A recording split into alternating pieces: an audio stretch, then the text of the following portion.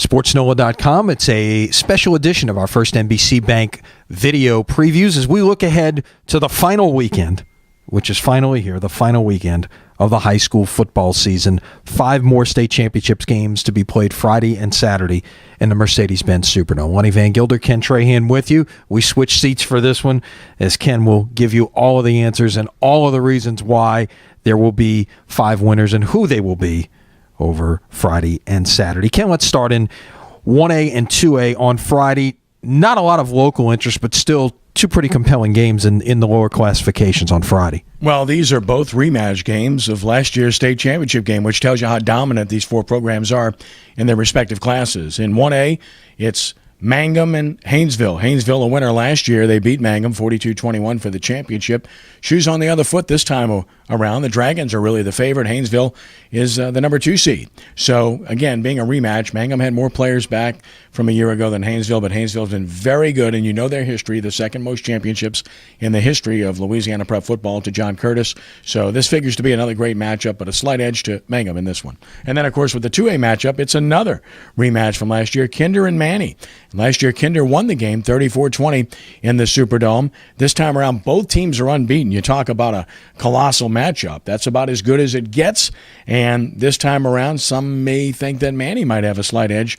This could go either way. I had to make a pick, so I picked Manny in the game. All right. Well, there's Friday covered, and then you get a couple hours of sleep, and we're back at it Saturday at noon for the first of 3 games. Class 3A starts the slate, and Amite going against Livonia, which should be another pretty compelling matchup. Well, it certainly will be. And just to backtrack, too, we'll do our original live Friday night from the Dome for 5 hours from 6 to 11.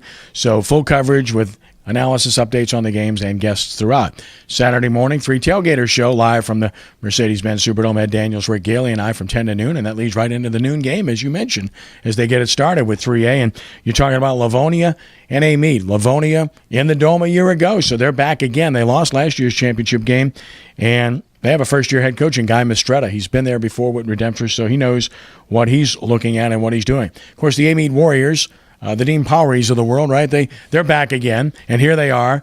This is a team that got there most recently in 2011 against St. Charles Catholic and lost, but they have been there, done that on many other occasions. As you know, it's a proud program with a lot of championships. Interestingly, both teams lost to Union Parish a year ago, who won the state championship, and this time around, this is a compelling matchup. Again, a tough one to pick. Amite's athletic. Livonia's experienced. I'm going to go with Livonia in a close one.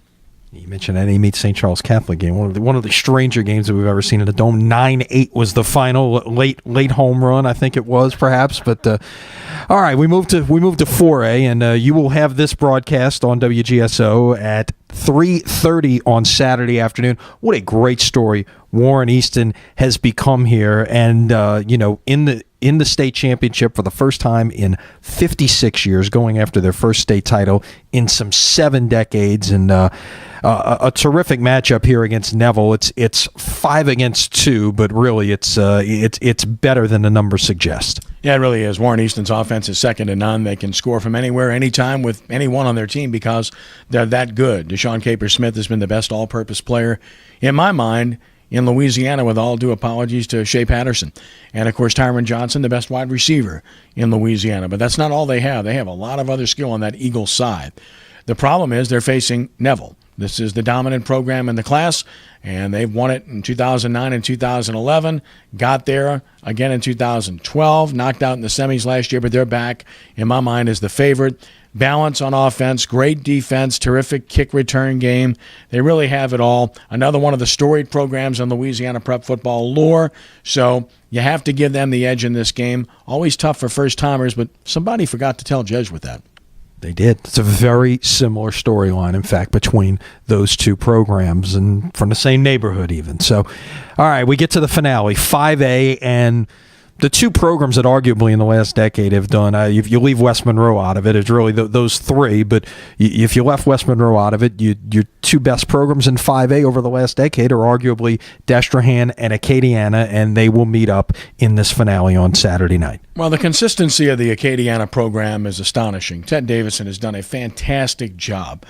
You go back and look since 2005 where they've been and what they've done, it's second to none. They've been the best program in the state in this class, bar none.